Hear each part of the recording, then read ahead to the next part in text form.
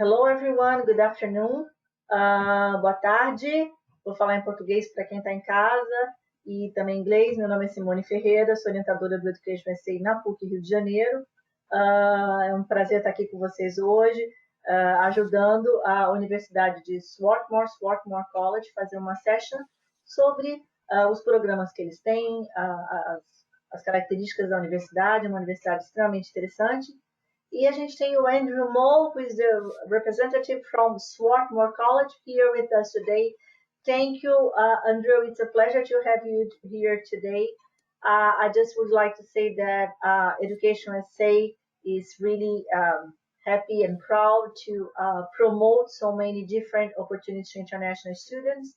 And the opportunity you guys have today on talking to Andrew, it's amazing. So Andrew, I'm going just to mute my mic and I'm going to be here to assist you in everything you need. The floor is yours. All right, sounds good. Thank you so much. I really appreciate the opportunity to speak with all of you today. You can see that I'm not in my shirt and tie. I'm at home like many of us. I'm sporting my Swarthmore shirt. So I'm really excited to talk a little bit about Swarthmore College. Before I talk about Swarthmore College though, I want to ensure that you have the information that you really need to apply to the United States. So some of these things might be a repeat of information and some of these things might be really helpful based on sort of where you are in your search. So again, my name is Dr. Andrew Moe, Director of Admissions at Swarthmore College. I have been recruiting in Brazil for more than 10 years, both at my institution now and my previous institution. And I've been to Rio and Sao Paulo and Salvador and lots of places in Brazil. So I've been all over the country. I wish I was there with you right now, of course, based on what is going on in our world. I'm not able to be there, but I hope that this webinar finds you safe and healthy and good health for your family and friends and your community as well. If you have any questions, during the presentation, we can certainly answer those, but if you have questions afterward, please email me. My email is amoe1@swarthmore.edu. I am the regional director for Latin America, so I'm the first person to read your application and advocate on your behalf in the admissions committee. Before we talk about Swarthmore, I want to go over terms. We often have questions about terms that we use often interchangeably in the United States when we talk about higher education, admissions, and undergraduate studies. So I wanted to make sure that we're speaking the same language, if you will. So first, I wanted to define the undergraduate degree. This is also known as the bachelor's degree, and this is going to be your 4 years after secondary school. I hope that you all are undergraduate students or prospective undergraduate students, because Swarthmore College only offers undergraduate degrees. A graduate degree, right, is after you graduate. So it's either a 2-year master's degree or a PhD or other doctorate. And that's often when we talk about things like medical school and law school. So in the United States, you first receive your undergraduate degree. You spend 4 years studying biology or history or mathematics or art history before you go on to one of your graduate degree programs. Whereas maybe in Brazil and Latin America and places around the world, you go directly into the field of law or you go directly into medicine. And that's not the case here in the United States.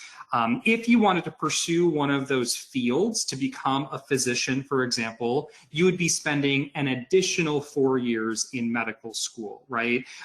So you spend 4 years of your undergraduate years, 4 years of medical school, plus you do your internship and residency program and additional training. So being a doctor in the US is a very long process, probably longer than many other places around the world.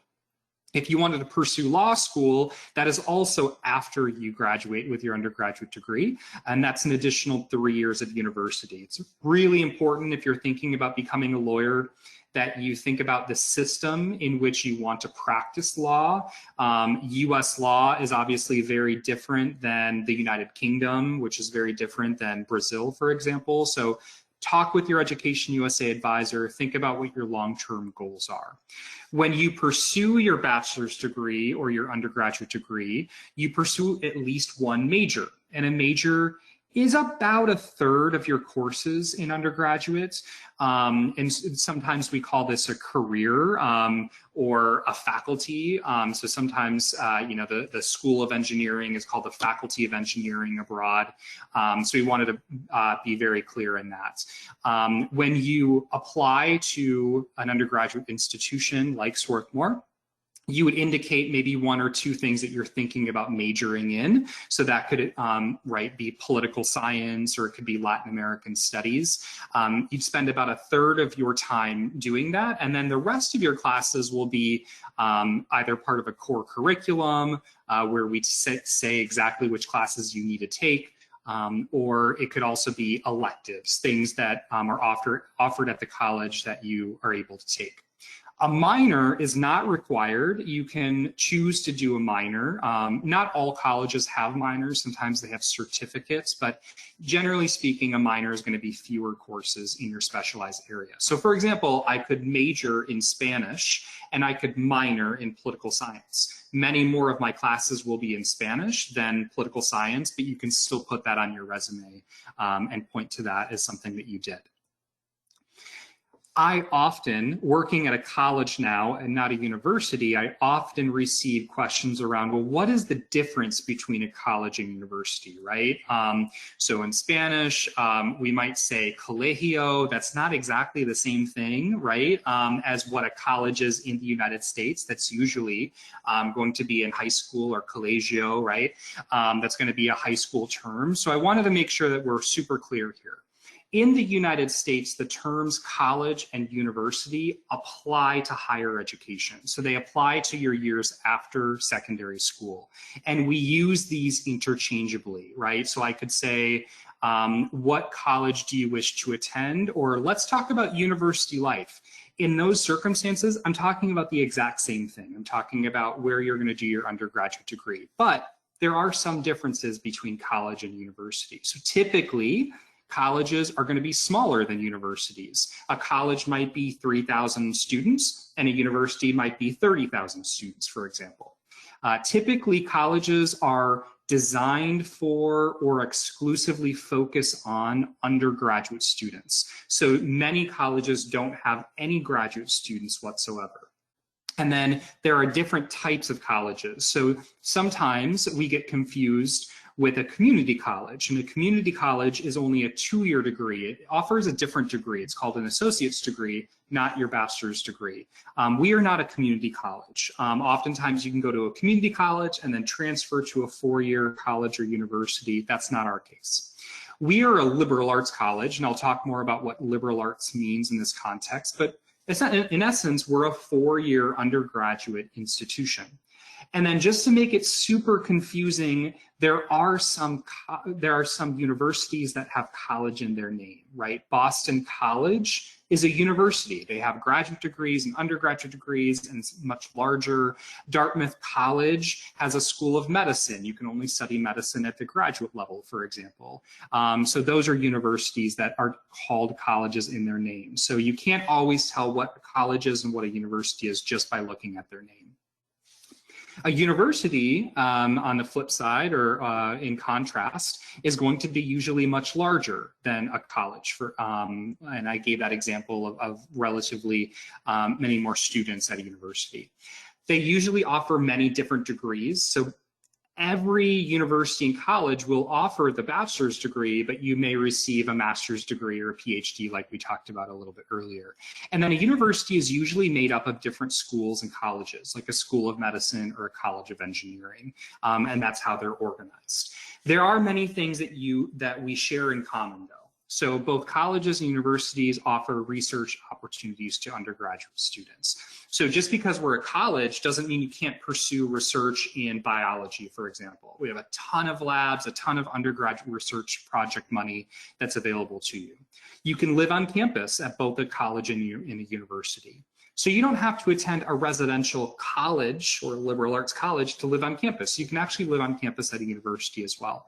And then you can pursue graduate coursework and graduate degrees after obtaining your undergraduate degree from either a college or a university. I hope that's really helpful, and I hope that that's clear.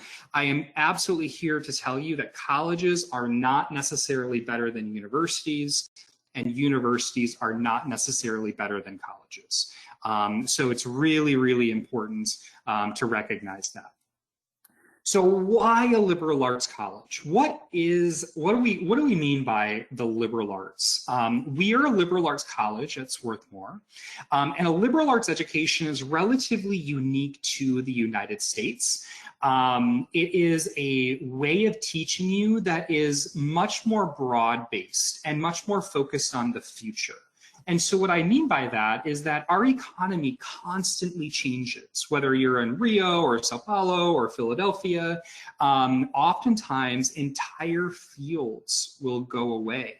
And it's really important that we prepare you not only to become a computer scientist or a historian, but we really prepare you for life. So what a liberal arts college is going to try to do is we are going to provide you with skill sets that never expire in your lifetime. Things like critical thinking skills, analytical thinking, the ability to write well and communicate effectively with one another. See this last point, the preparation for the unknown. Where do we find ourselves right now? We find ourselves in a global health pandemic where there are a lot of unknowns in our future. And that could be related to our healthcare system, to our school systems and education, to our governments, right? So a liberal arts college who educates a person in order to think broadly and be prepared for anything that might come up might be more prepared for the world, for their job, than perhaps someone who is just focused on one thing. They're just focused on becoming an engineer. And that's sort of their tunnel vision. And that's what a lot of universities and colleges will do around the world. And we're trying to break out of that. We're trying to give you additional skill sets. So there were jobs, for example, that existed 10 to 20 years ago that no longer exist today. And there are jobs that exist today that will not exist 10 to 20 years from now, right? So if your entire job goes away, if your entire field goes away, what are you going to do? Well, we're going to prepare you for that experience. We're going to make sure that you can move from one discipline to another very easily because you're a really smart, gifted student. And we're going to build those skill sets at a place like Swarthmore. A liberal arts college also shares a lot of characteristics about them. And so here's a list. I'm not going to go through every single one of them, but I want to make sure that you understand that at a liberal arts college, you're going to take a lot of different courses across the various disciplines that we offer, right? So I was working with a student who was on campus for a year. They had just finished up their first year and they were going into their second year. Typically, you're going to take 4 courses at a time. So 4 courses in the fall and 4 courses in the spring. And I said, how many different areas did you take courses in? And he said, I took 8 courses and they were in 8 different departments: music and computer science and philosophy and art history and all of these different things. And that's what we want you to do. We want you to take a broad array of courses, not just within one field.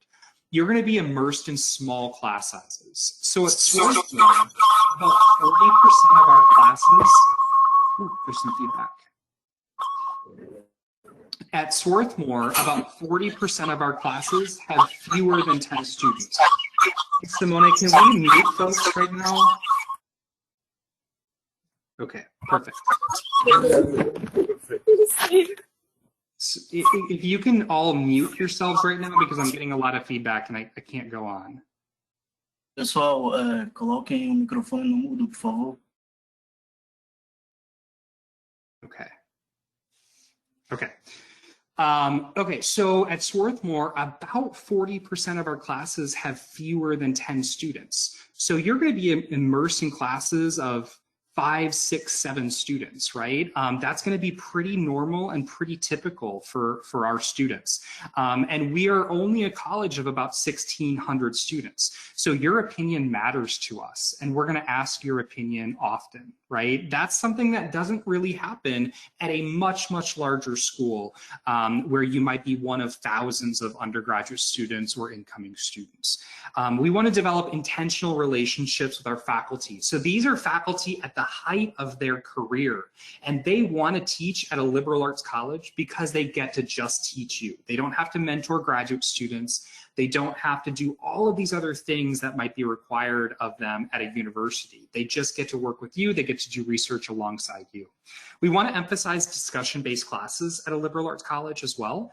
That's really important, that this is not just let's go over lectures, let's go over the textbook, right? And pour all this knowledge into your head so that on examination day, you can let us know what you learned. That's not what the purpose of higher education really is. We want to make sure that there's a lot of discussion, that we answer your questions, or that we explore new areas of knowledge.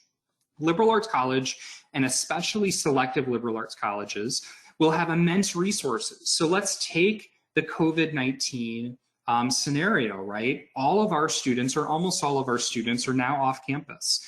And they're back home. Some of our international students are there, and we're taking care of them because they might not have the funds to go home right away.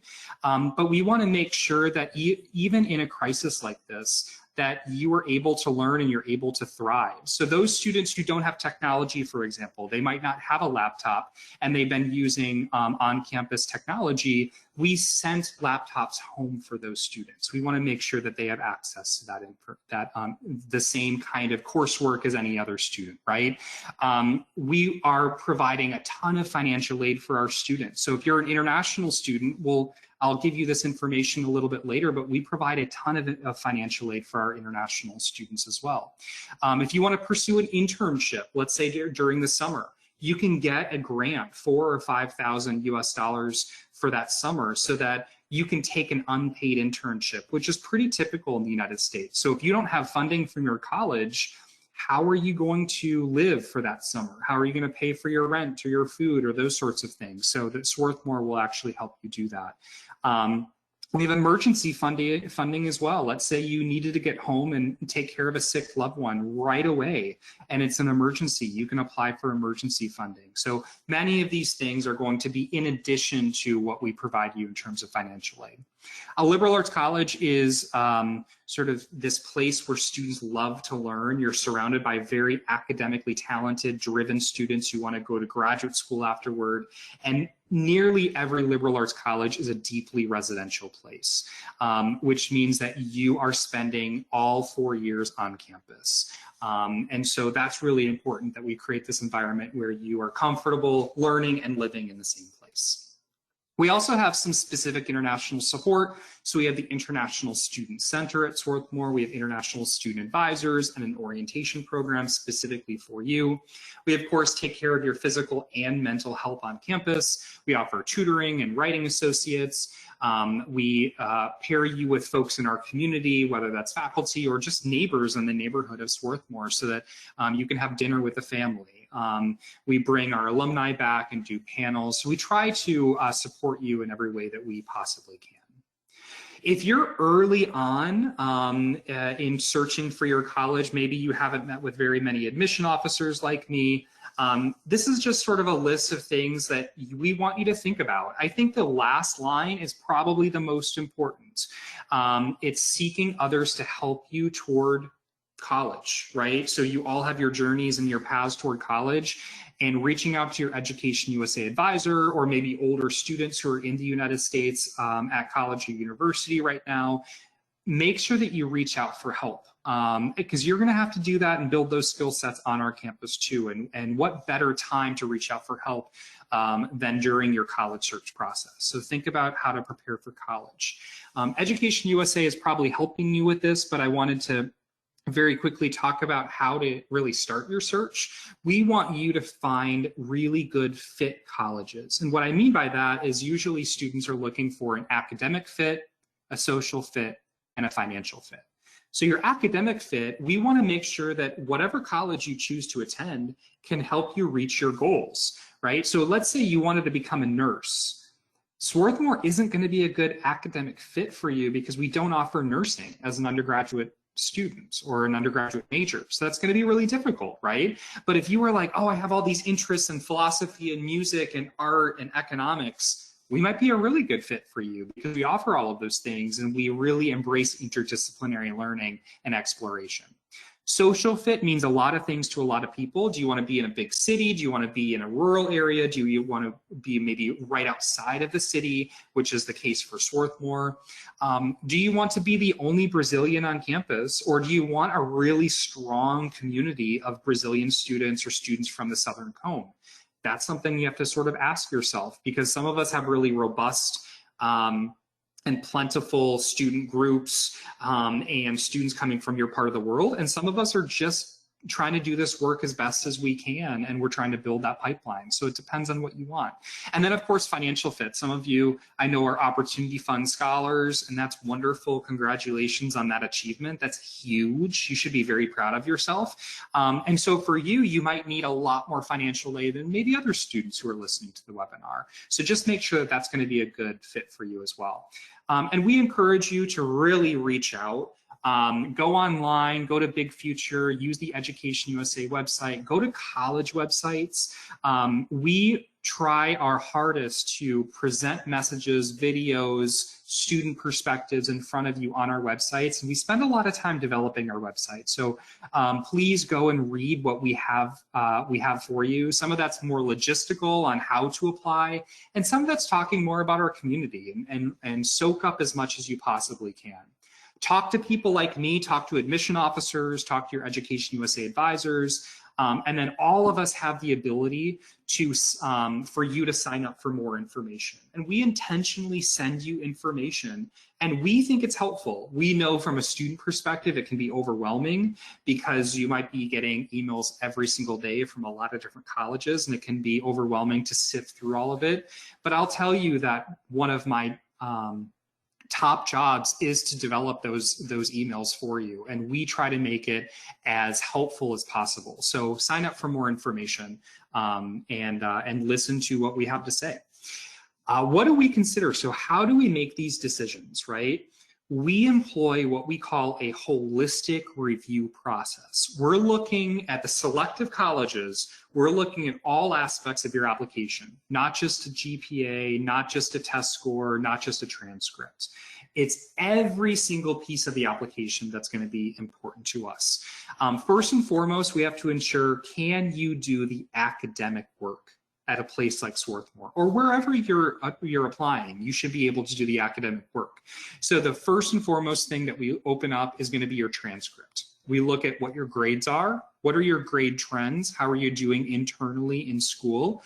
You might attend a school where internal grades are not as important as sort of maybe your final examination, and that's okay. But what we need to know is we need to know that information. So ensure that whoever's writing your letters of recommendation, or maybe EducationUSA, if they're advocating for you, that we understand why you might have a little bit lower grades, right? That's going to be important information for you, or for us as the admissions office. We also look at standardized testing. So not all of us require the ACT or the SAT, but some of us do. Who knows what is going to happen with the coronavirus and closing down testing centers? So I don't have any information for you or definitive answers, but just know that we are paying attention to this and we're trying to be thoughtful about this. There may be other examinations that are required as well. So SAT subject tests, for example, or if you're at an international or American school and you're taking AP examinations, those might be required, but usually these are optional for you. Anything beyond the SAT and the ACT. The essay and the writing samples are truly the most important aspects of your application that you have direct control over, right? You could spend 5 minutes writing an essay, you could spend a half hour writing an essay, or you could take this really, really seriously and spend draft after draft, many weeks, honing and developing and refining your voice and who you are. The main purpose is going to be for us to get to know you as much as we can in the admissions process. And one way that we do that is by reading your own words. Who are you? Where do you come from? Where do you want to go in life? Tell us an interesting story about you. Make it about you and make it as interesting as you possibly can. I will tell you, I read thousands and thousands of essays in one season, and many essays are not that interesting. So make sure that you're writing an interesting tale, an interesting story of who you are. What intellectual pursuits do you have? Maybe there's a pivotal life moment that you talk about. And if we ask you to write other essays, like we have a why Swarthmore College essay. Why do you want to attend Swarthmore? Well, I'm going to hope that you're not saying, I want to attend Swarthmore University, because that's not our name. Our name is Swarthmore College, right? I don't expect you to know everything about us, but you have to get the little things right. So make sure that you're working with the people that are helping you in this process to write a really compelling narrative of why you might want to attend that college. What makes that college special? You don't have to tell us everything about us because we know who we are, but I find the ones that are really helpful are picking out one or two things that you're most excited about. And in the second half of the presentation, I'm going to talk to you about what makes Swarthmore College really different than other places. Extracurricular activities is something we also care about. Oftentimes students are thinking this is only school-sponsored clubs and activities, right? So you might be in like the International Physics Olympiad, or you might be doing Model UN. And that's important, that's great. Those are great things to do. But maybe you intern at the EducationUSA office. Maybe you help siblings at home and help take care of them, or nieces and nephews, or elderly grandparents that live with you. Or maybe you work on the side and you have a part-time job contributing towards your family. Or you're really dedicated to your church or your synagogue or your mosque. Those are all really important things. So whatever you're doing with your time outside of the classroom is what we want to know about, and you should write about those things. And then finally, letters of recommendation. So the purpose of the letter of recommendation is to figure out who are you in the classroom? What kind of learner are you? What kind of student are you going to be at my college?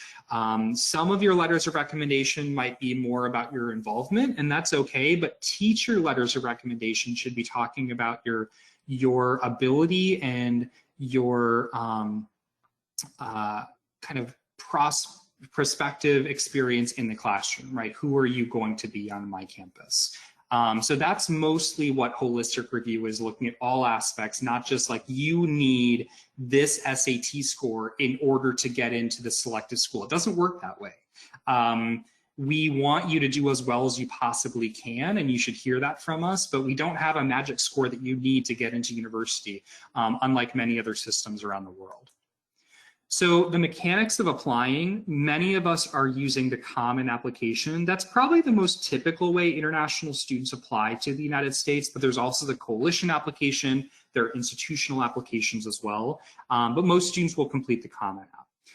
Typically, applications will open August 1st, so you have some time between now and then to look at what the essay prompts might be. Think about what you might want to put in your extracurricular activities. You can do some of the work right now before the application even opens and make preparations for that. And you have between August 1st and usually January 1st to complete that application process. We do charge an application fee, which is $60 a year. However, if you are working with EducationUSA, if you are an Opportunity Fund student, we waive your application fee. But we have to know that you're an Opportunity Fund student or working with EducationUSA. So what I ask you to do is go to this website, swatpass.swarthmore.edu, answer the questions, indicate that you work with EducationUSA. Within 24 hours, we will send you an application fee waiver instructions. If you're a younger student, so if you're a junior, sort of like you're applying for next year, you might not get those instructions tomorrow. We might say, you qualify, just wait until August 1st when we'll send you those instructions. So just know that you'll get that fee waiver so you don't have to pay the $60 application fee. We also want you to take standardized testing. typically by December of your application year. Again, I have no information about what's going to happen. So if you've already taken it, great. If you're still waiting, that's okay. Maybe there will be more information in the future.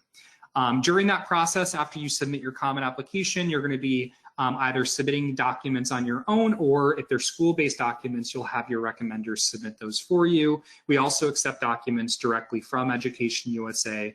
And so you shouldn't have to send things by FedEx, or you shouldn't have to even contact the College Board to send your SAT scores. We accept self-reported standardized testing as well.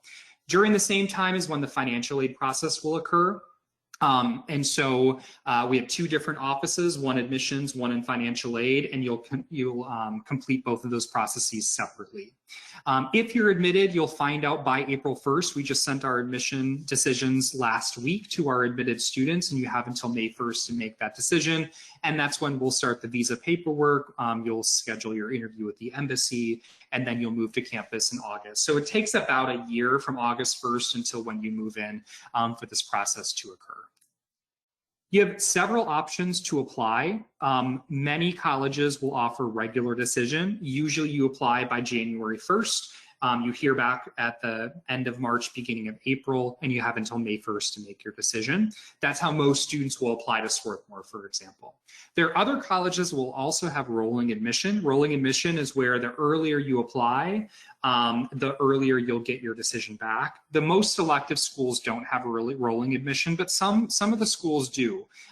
Maybe some of the public or state institutions do. So know that that could be a scenario. We don't offer rolling admission though. Early admission, there are two separate programs. There's early action, which is non-binding. It means that you apply early, you get your decision early, but you have until May 1st to make your decision whether or not you're going to go to that university or college. We do not offer early action. We only offer early decision, which is the binding program. You're agreeing, if admitted and financial aid works out, that you are going to come to my college. So upon application is when you're deciding to attend. So you might be asking, like, why would I apply early decision and not just go to a school that offers early action since it's non-binding? There are significant benefits to applying early decision, and you have to at least have this information in front of you to better understand this before making a decision. You might not apply early decision, and that's totally fine, but you should have this information in front of you. Generally speaking, there are far more spaces available in early decision relative to the size of the applicant pool. So these are just some general numbers. This isn't for necessarily Swarthmore or another university, but this is kind of how this works, right? So in early decision, we might have 600 applications. For those 600 applications, we are going to admit 200 students. And for those 200 students, almost every single one of those students will come. Financial aid works out, or they have the ability to pay for Swarthmore or another college. So it's generally one-to-one, right? So about a third of those students are admitted early decision. For regular decision, which is where most students will apply, we might have 10,000 more applications. We only have spots for 800 admits, right? And of those 800 admits, 200 will say yes to us. So that's the difference between a third admitted in early decision and just 8% admitted in regular. So you can see how the numbers play out, even though about half of our spaces go to early and half of our spaces go to regular. So you have to understand that this is kind of the whole pool and not just international students seeking financial aid. It can be incredibly difficult at the most selective schools for you to be admitted as an international student seeking financial aid. I don't tell you that to scare you. I tell you that because it's just the reality of it. And so the more you can shine in a much smaller pool of applicants, the better outcome you might have. So just really think about this, of whether or not early decision is going to be a right plan for you. But it's only if you're 100%, this is where I want to be. I'm so excited about this college. I don't want to be anywhere else. I hope that makes sense. All right, let's zoom by financial aid and talk a little bit about that so that I can spend at least about 10 minutes or so about Swarthmore, and then I can answer any questions you have. So the basics for financial aid, there are two forms of financial aid. There's merit-based aid. So those are what we call scholarships, and there's need-based aid. Merit-based aid is given to you because you have a particular merit that you're bringing to that college. It might be athletic, it might be academic, it might be musically based, but we are giving you money so that you will bring that talent to us, right? We might give you a $10,000 merit-based scholarship, but it costs $50,000. So where are you going to get the other $40,000? Maybe your family can afford it, maybe they can't. Need-based aid is given to you because you have financial need, because your family cannot afford the total cost of attendance. That's what mostly we do at Swarthmore, is we provide you need-based financial aid, whatever you need to attend Swarthmore. And at Swarthmore, we meet 100% of your needs. So there are not a lot of colleges out there that will meet 100% of your need. We are one of those colleges, though. A financial aid award or a package is usually made up of 3 different things: scholarships and grants, that's free money that you don't need to pay back to us; work study or a part-time job, that is money that you earn on campus to help pay for personal expenses; and then there are loans.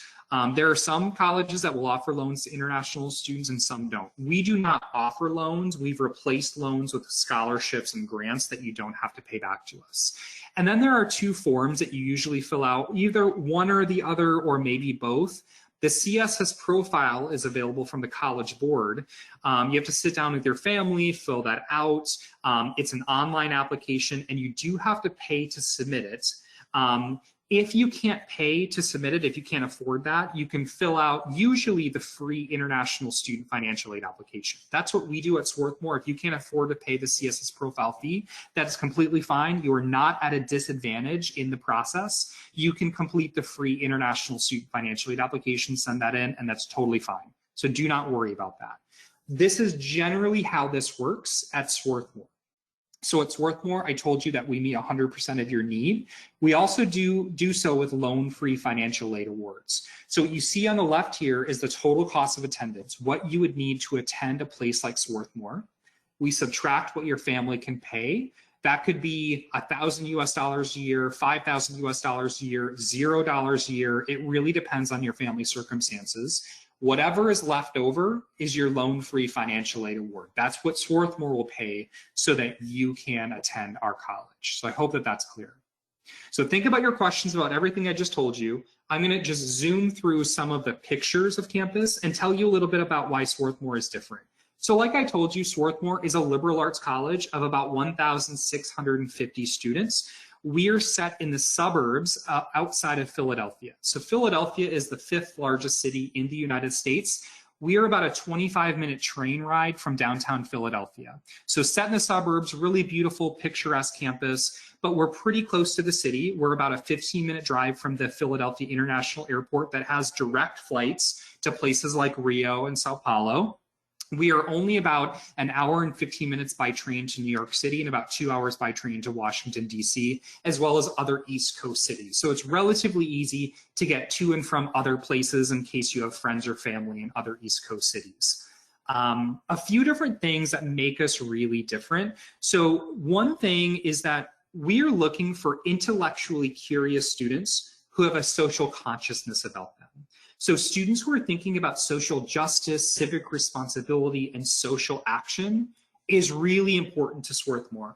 We're a Quaker-founded college. So we were founded by the Quakers, or the Religious Society of Friends, back in 1864. And at that time, colleges in the United States were not educating both genders. They were not educating both men and women at the exact same institution, but our Quakers, the Hicksite Quakers, believed they could educate both men and women in the same classrooms, and that was unheard of at that time. They were the early abolitionists fighting against slavery, the early abolitionists fighting against slavery, and the early suffragists fighting for women's rights as well. So that's how we were founded. While we're no longer religiously affiliated, we still see those Quaker values pop up. So one of those Quaker values, and you can see from this photo, is that the Quakers believe that everyone has a light inside of them, and that your light is no brighter or dimmer than my light. And what that means inside of our classrooms is that your voice is no less important than the faculty member's voice or your peer voices. You often call your faculty member by their first name, you get to know them, and you get to know their families in really intentional ways. Your first semester at Swarthmore is pass-fail, credit or no credit. You don't get any grades or marks on your transcript that first semester. We want you to become a college student first and foremost. We want you to explore the curriculum, take classes you would never otherwise take, right? So we want you to figure out where the coffee shops are and the dining halls and snack bars and making friends and joining student organizations. And we also want you to step outside of your academic or intellectual comfort zone to take courses that you wouldn't otherwise take, right? So it's a really great reset button on what you may have experienced in secondary school, where you're not focused on grades, you're really focused on the learning. We have no grade point average at Swarthmore. That's something else that makes us really different. We don't have this constant chasing after grades or a grade point average. We don't have any awards or honors, dean's list, class rank system. We don't have these artificial markers that make you academically different or somehow better than another student. We believe if you could get admitted to Swarthmore, that you're here for a really specific purpose, and that's to learn as much as you can. We don't need to place you on this artificial pedestal. You have a 3.5 GPA, you're on the dean's list, you have a 3.49 GPA, you're not worthy of that honor. We think that's kind of silly. And then again, it harkens back to our Quaker heritage, equality of human existence in a lot of ways, and that's what the Quakers believed in. I talked a bit about our small classes. You have the ability as an undergraduate student to conduct research alongside faculty and students as well. We set aside $800,000 for student research projects. That's just money that you can earn to do research. That's not even money that faculty are setting aside to have research assistants or other funding for their research projects as well. You're going to be immersed in this residential experience. So all of our students live on campus all 4 years, about 98% in fact. So it's not a requirement that you live on campus all 4 years, but most students will choose to do so. And it's factored into your financial aid. So it's really, really easy to do so. We have what I would consider sort of liberal arts plus. So the liberal arts are really the humanities, the arts, the natural sciences, the social sciences, really those traditional disciplines, right? Biology, economics, English literature, arts, those sorts of things. But we also have an engineering program. And this is a 4-year ABET accredited engineering program where you study all aspects of engineering, not just civil engineering or electrical engineering, but you study the foundational principles of engineering so that when you graduate in 4 years, you're a certified engineer. You're an engineer that can do any of these engineering disciplines, and you can choose whatever you'd like to do while you're immersed in the liberal arts, right? So our engineering faculty believe that engineering is inherently about solving human problems.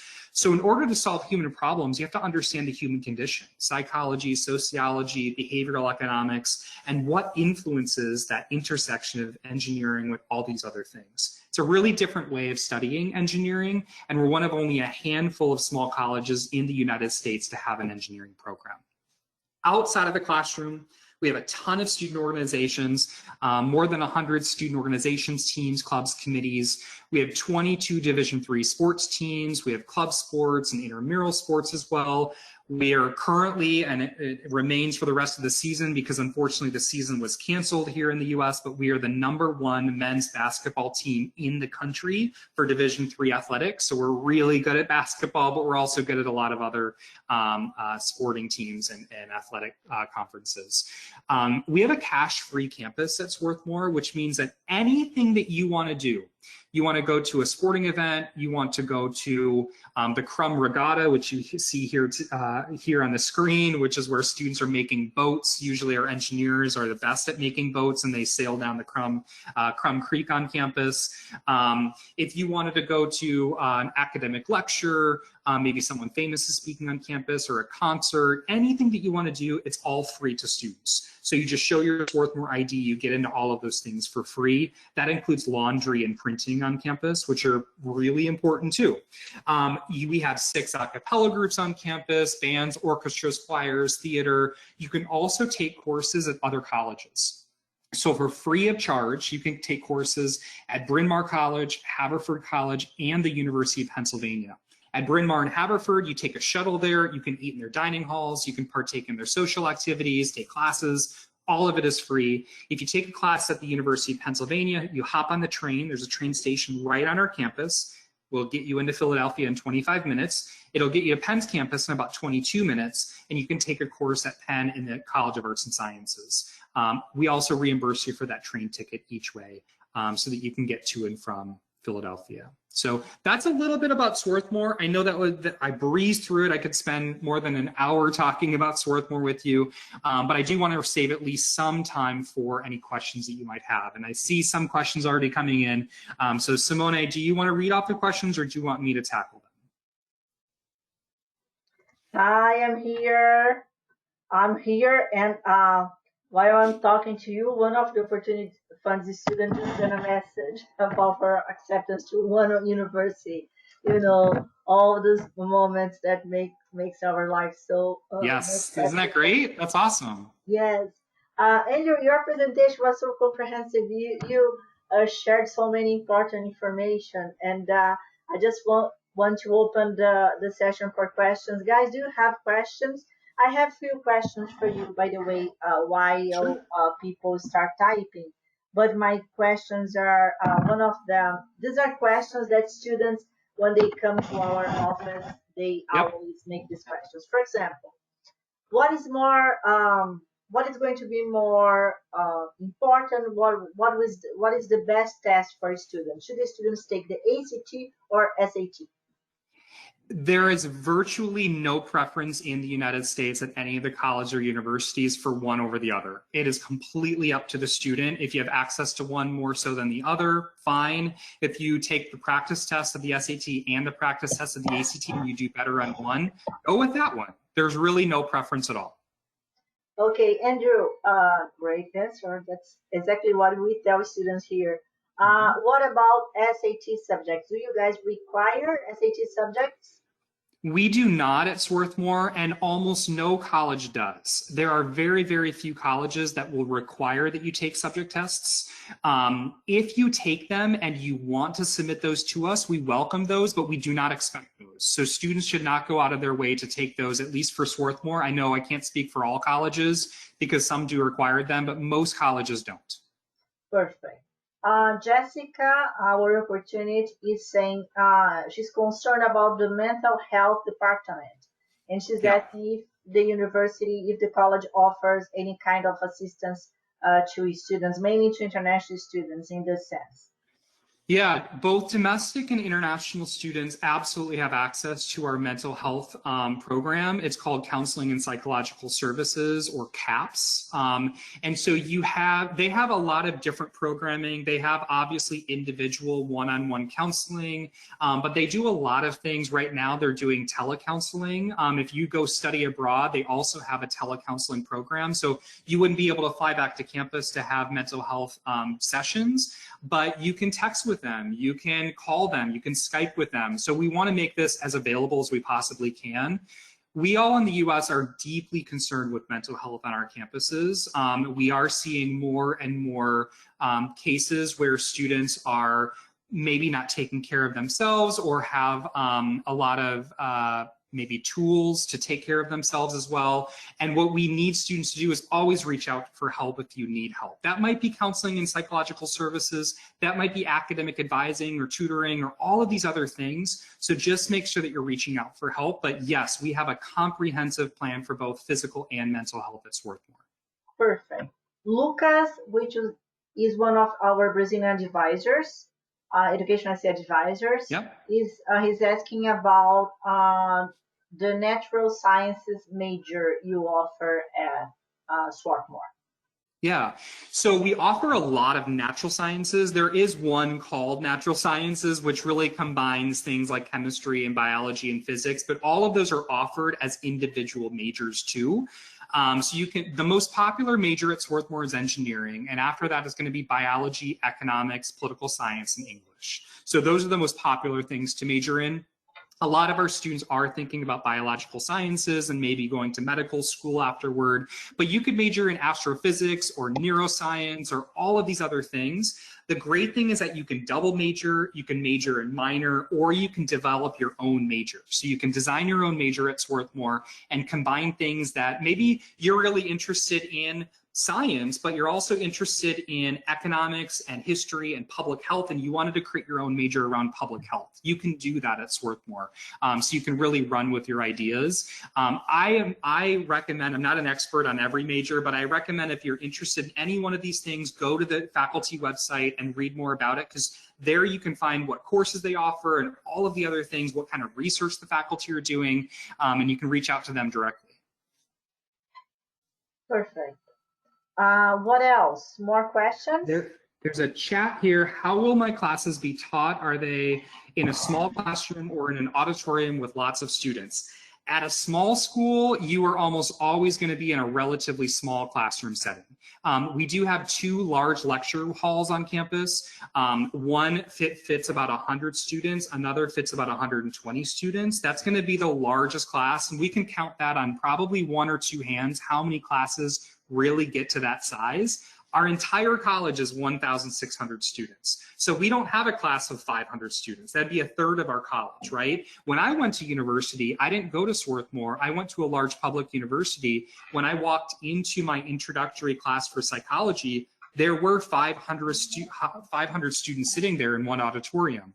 At a small school, you're not going to have that experience. Most of our classes have fewer than between 10 and 15 students. Okay, Andrew, one more question. If you get, well, we know that the application process is very holistic. We understand that, the students, they understand that. But if you could give just one advice for these students, thinking about this holistic application process, what would be, and what is the biggest, not mistake, but kind of mistake, error the students used to make when they prepare the application to Swarthmore? Yeah. Okay. So one big piece of advice that I would offer that not many students will pursue, actually, I have to do 2, because I just thought of another one and it's really important. One is that if you have an artistic talents, if you are great at drawing, you're great at music, you're great at theater, one critical mistake I see students do is not submitting a portfolio or a video, right, that looks at what you're doing artistically. And it's called Slide Room. That's the partner that we have. It's free, so we pay the fees associated with that. There are some colleges where they will charge you to upload something. We don't have that. It's free for us. But I often see students who want to study arts and then they don't submit a portfolio. What happens on our end is that we send that portfolio to the faculty. And if the faculty get really excited about you, they give you a rating of 1 through 5. 1 means they have to be in our classroom. We have to have this artistic talent on our campus, and it will help the committee make a decision, sometimes in your favor. And if you don't do that, even if you're going to be a biology major, but you have an artistic talent, you should submit a portfolio. So take the extra time to do that. The second thing that I would highly recommend your students do is to interview on campus, or excuse me, not on campus, interview, period. You don't have to come to campus to interview. You can do this over Skype. You can do this in your local area. We have suspended in-person interviewing for now, but hopefully that'll start up again. We also have initial view.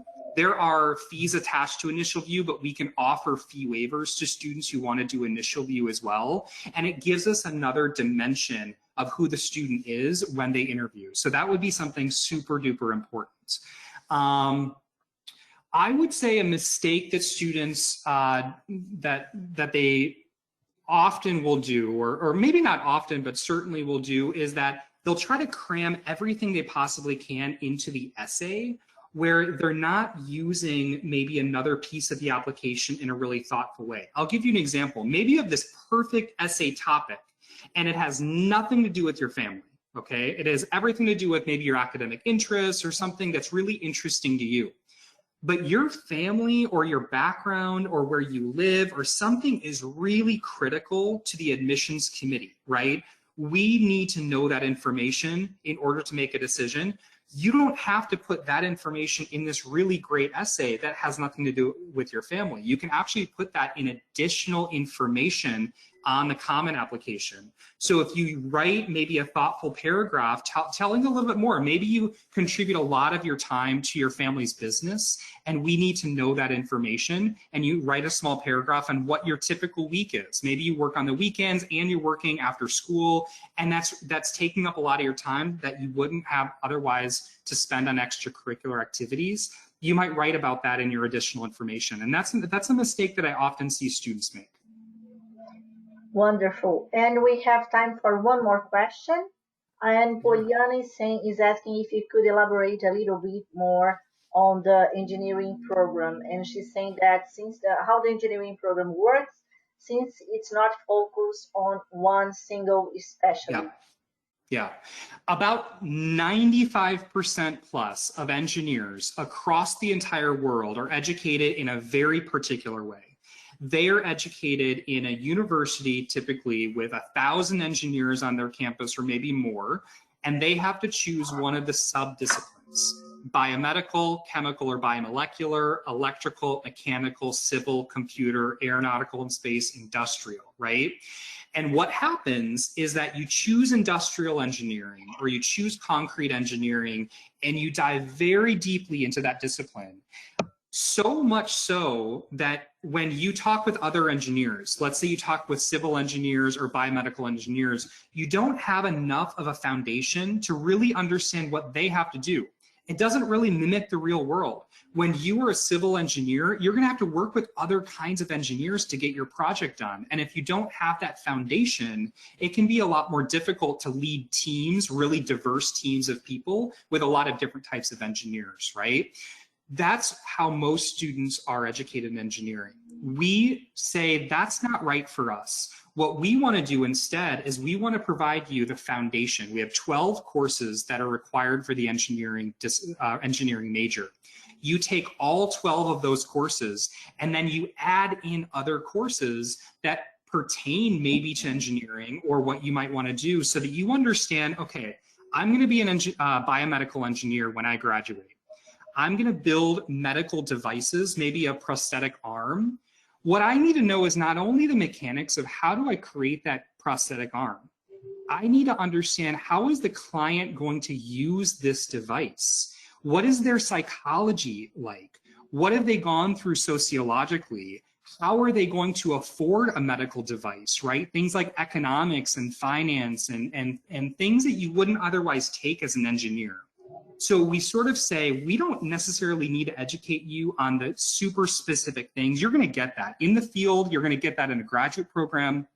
And at Swarthmore, you can take courses in biomedical, electrical, mechanical engineering. It's not that you can't take courses in it. It's just that your major is going to be engineering, and it's going to be immersed in a liberal arts foundation or an education. So it's very different. I don't expect everyone to really understand how it works. What I recommend you do is go to our website, read more about it, and read what our alums are doing, because they're really incredible engineers around the world. It's just a very different way of educating engineering students. Wow, it's a lot. So many. It's a lot. So many opportunities. And absolutely. Yes, thank you, Andrew. Your presentation was very comprehensive, very interesting. And if you could send me the PowerPoint, I really would love to have. And if I don't know if there is, if you mind, if I share this presentation with prospective students. No. I don't mind at all. So absolutely, please do. Please share my PowerPoint. I see a lot of questions over here we weren't able to get.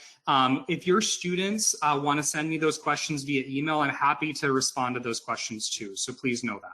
Thank you. Thank you. Thank you so much. All right, take care, everyone. Be safe and healthy. Yes, guys. Bye. Thank you for coming. And guys, please remember to go to our website. And I'm going to switch to Portuguese. Nós estamos funcionando, nossos escritórios EducationUSA aqui no Brasil, nós estamos funcionando online. Então, nós estamos fazendo uma série de eventos. Amanhã, por exemplo, às 4 horas da tarde, eu mesmo vou fazer um Facebook Live na página do EducationUSA Brasil. Então, eu convido a todos vocês a participarem. E todas as semanas nós estamos fazendo office hours, plantões de advisors, várias apresentações com universidades, apresentações feitas pelos EducationUSA Advisors. Então, a gente tem uma série de eventos acontecendo.